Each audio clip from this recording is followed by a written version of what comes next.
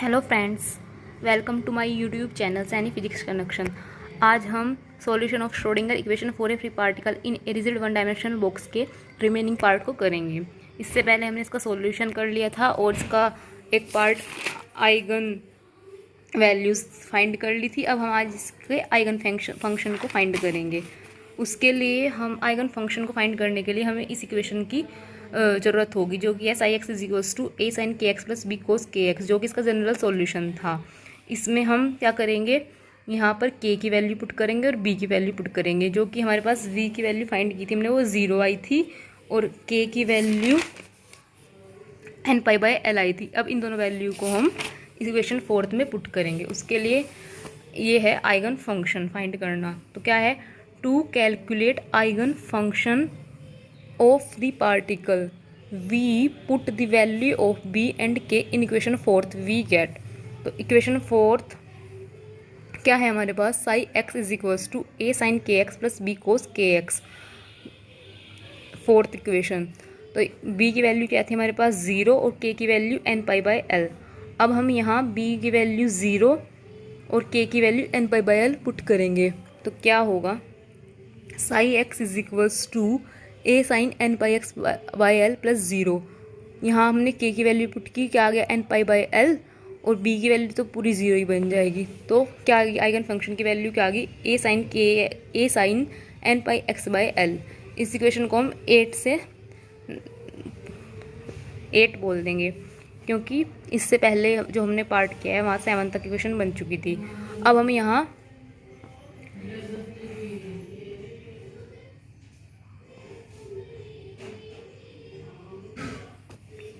अब क्या करना है, दी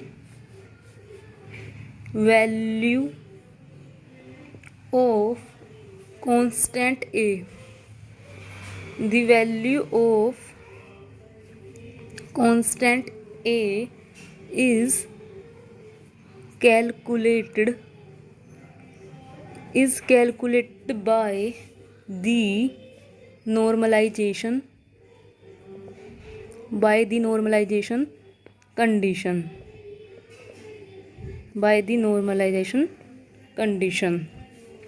अब यहाँ से हम कांस्टेंट a की वैल्यू फाइंड करेंगे, जो कि कैसे फाइंड होगी, नॉर्मलाइजेशन कंडीशन। नॉर्मलाइजेशन कंडीशन क्या होती है, होती है 0 to l integration of 0 to l limit 0 to l mod of psi n x का whole square dx is equals to 1।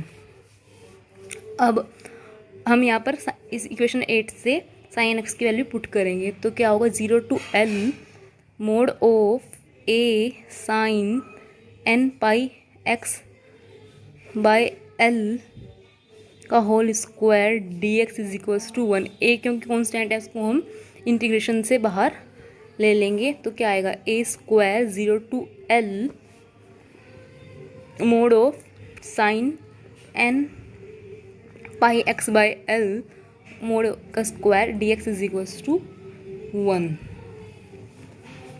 अब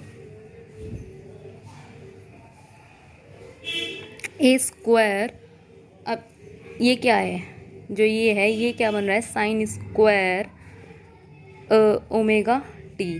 ठीक है, उसका integration sign square omega T, इसका इंटीग्रेशन क्या होता है, 1 minus cos square omega T. ठीक है, ये होता है। अब हम इस इंटीग्रेशन को यहाँ पर करेंगे। तो क्या होगा, A square 0 to l sine square omega T, इसका integration 1 minus cos square omega T by 2। ठीक है, अब हम इसको यहाँ करेंगे। तो क्या आएगा, 1/2 बाहर ले लिया हमने, तो 1 माइनस साइन का जब इंटीग्रेशन करेंगे तो कोस 1 माइनस कोस 2 1 माइनस ये होता है, इसका इंटीग्रेशन होता है sine square omega t is equals to 1 minus cos 2 omega t by 2। तो क्या करेंगे, 1 minus cos 2 n pi x by l, limit कहाँ से कहाँ तक, 0 to dx is equals to 1। ठीक है,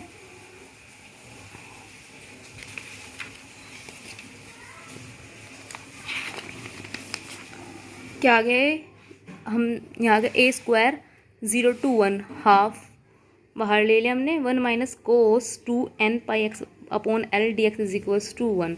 अब हम इसका इंटीग्रेशन करेंगे। सबसे पहले यहाँ 1/2 डी एक्स का इंटीग्रेशन होगा, वो क्या होगा, 1 का इंटीग्रेशन करें तो x हो जाएगा, 1 minus cos 2n pi x by L का करेंगे तो कोस 2n pi x by l into में l upon n pi x हो जाएगा। ठीक है, अब इसको इंटीग्रेट करते हैं आगे।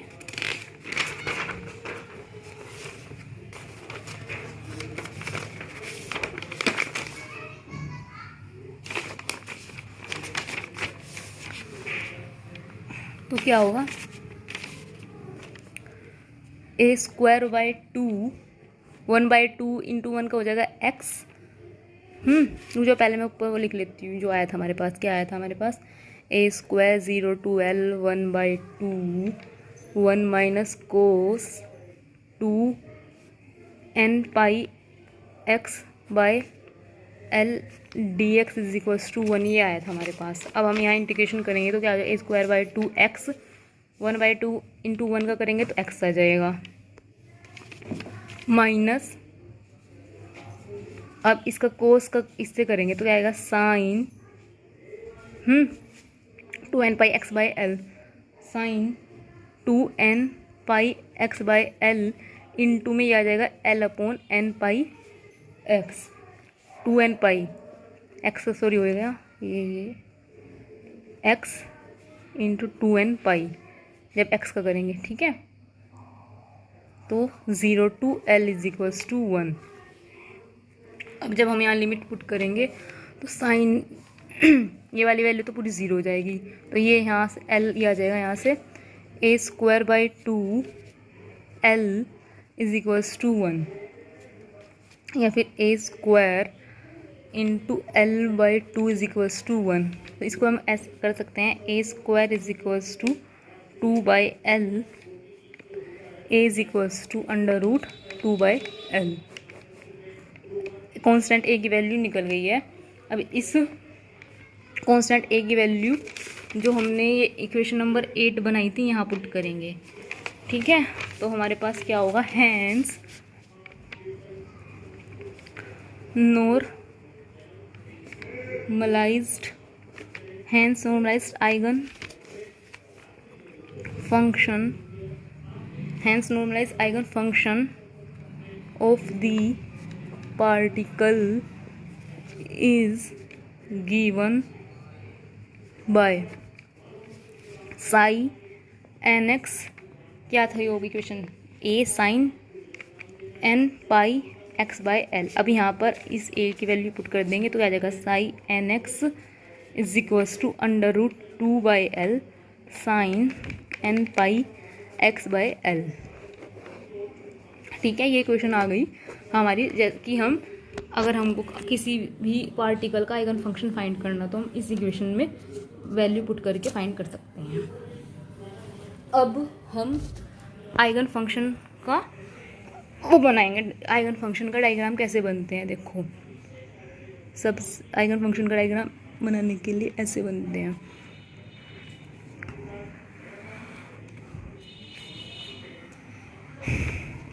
ये यहाँ पर x is equals to 0, x is equals to l, ये इसकी स्टेट्स हैं, एनर्जी स्टेट्स। तो अगर हमें, ठीक है, और ये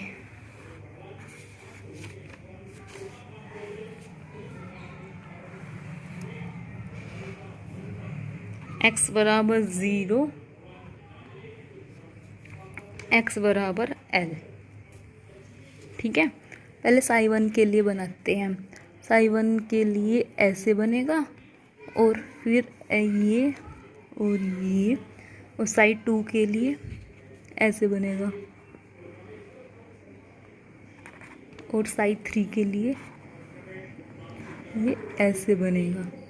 ठीक है, यहाँ पर क्या होगा, n इज इक्वल्स टू 1, यहाँ n is equals to 2, n is equals to 3, यहाँ पर क्या होगा, साई 3। ठीक है, अब यहाँ बनेगा, ये इसकी नॉर्मलाइजेशन कंडीशन बनेगी। ये तो हो गया साई 1 स्क्वायर और ये हो गया साई 2 स्क्वायर और ये हो गया साई 3 स्क्वायर। यहाँ n is equals to 1, n is equals to 2, n is equals to 3। ठीक है, ये ए पोर्शन, ये बी पोर्शन। ठीक है, ये क्या है, डायग्राम कि हम आइगन फंक्शन को कैसे शो करेंगे और ये इसकी नॉर्मलाइजेशन कंडीशन। ठीक है, अब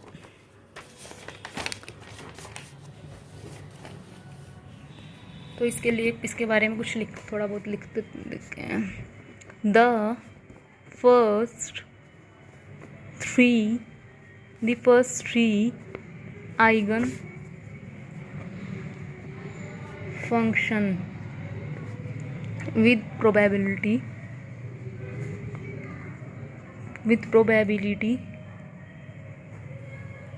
densities psi 1 का स्क्वायर, psi 2 का स्क्वायर एंड psi 3 का squares are shown in figure. जो हमने फिगर बनाई है ना, उसमें first 3 eigen function with probability density psi 1 square, psi 2 square and psi 3 are जो है दिखाई गई है, ये हमने लिखा है। और फिर अकॉर्डिंग टू वेव मैकेनिक्स क्या कहती है कि किसी भी पार्टिकल को फाइंड करने के लिए, अगर हम किसी भी पार्टिकल को फाइंड करने के लिए प्रोबेबिलिटी जो होती है अलग अलग पॉइंट्स पर अलग अलग होगी। मतलब ये नहीं कि एक पॉइंट पर सेम प्रोबेबिलिटी होगी, अलग अलग पॉइंट्स पर अलग अलग होगी। ठीक है, तो क्या होगा, according to wave mechanics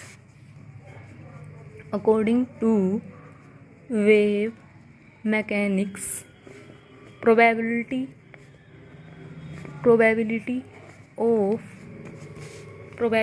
of according to wave mechanics probability of finding the particle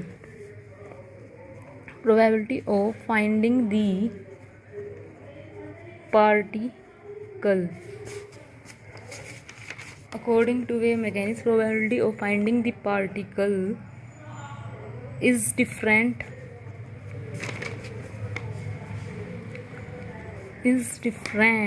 at different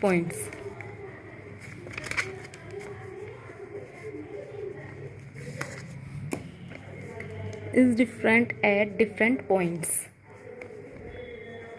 At nodes, the points between x बराबर 0 and x is equals to L at which psi is 0.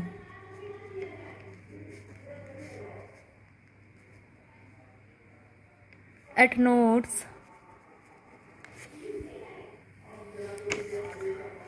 the point between x बराबर 0 and x बराबर L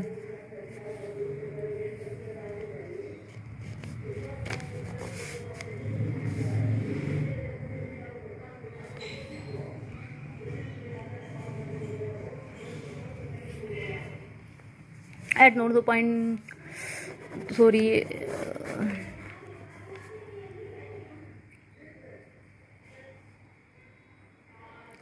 तो देखो eight notes पर देखो according to wave mechanics क्या होता है, probability of finding the particle is different at different points.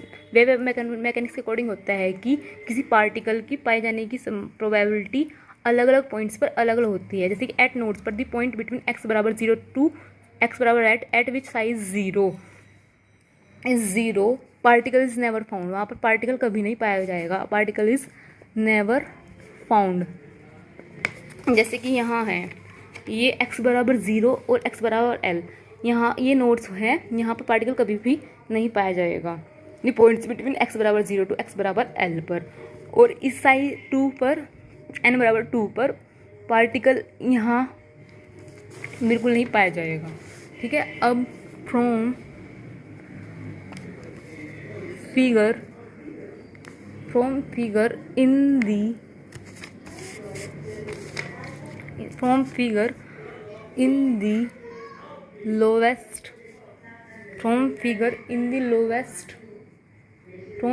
lowest state n बराबर 1 the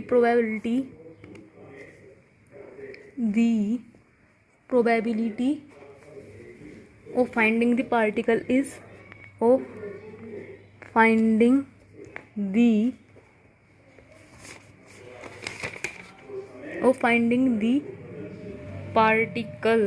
is maximum. In the middle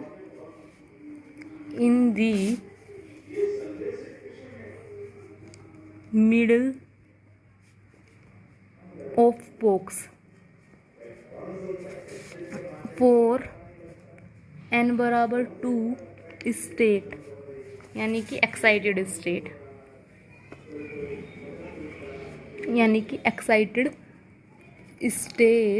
the probability is 0 at the center.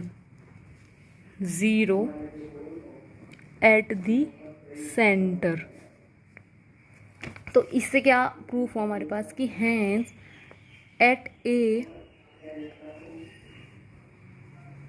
Particular point the probability of finding the particle is different for different energy states.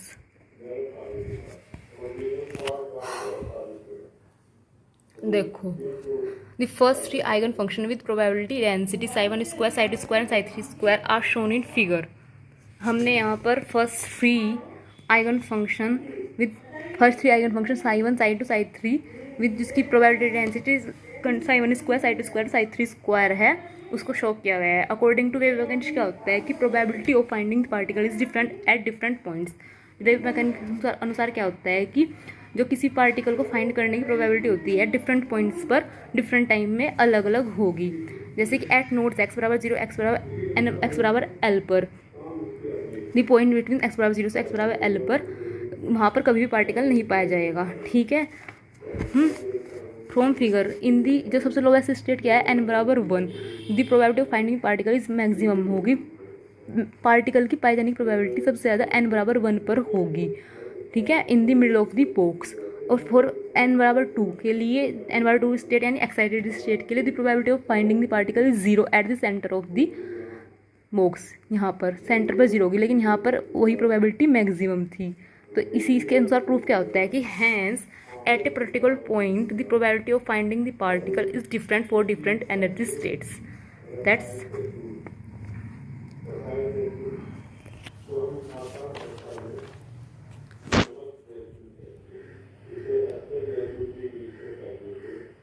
तो ये हमारा eigen function का जो remaining portion रह रहा था Schrodinger solution वाली का वो आज कंप्लीट हो चुका है.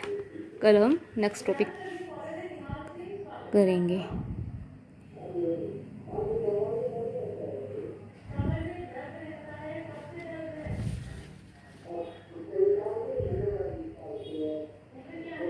Thank you.